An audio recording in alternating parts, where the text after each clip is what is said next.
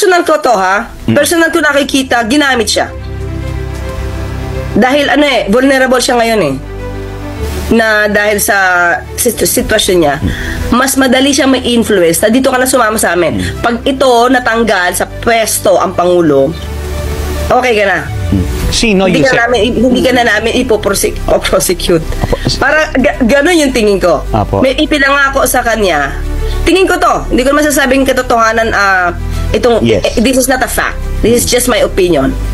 Diba? Pwede mas madali siya ma-influence para matanggal ang Pangulo sa pwesto. At sino po ba, Yusek, ang maaaring nag-iimpluwensya ngayon kay dating Congressman Zaldico?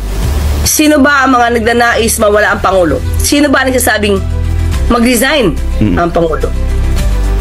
Diba?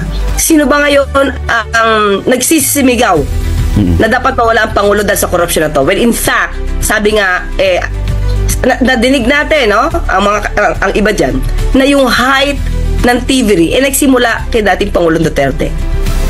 So, kapag tinanggal mo ang Pangulo ngayon, pag tinanggal mo ang Pangulo ngayon, sino bang papalit?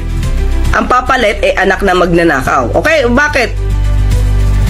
Mismo si dating Pangulong Duterte ang nagsabing siya corrupt. Nagnakaw siya ng pera ng bayan at naupos na. Hindi niya makakaila ito. So, ito yung kino-quote ko dahil mismo si dating Pangulong Duterte ang nag-admit na nagnakaw siya sa kaban ng bayan. So, sino ipapalit mo? Anak na magnanakaw. So,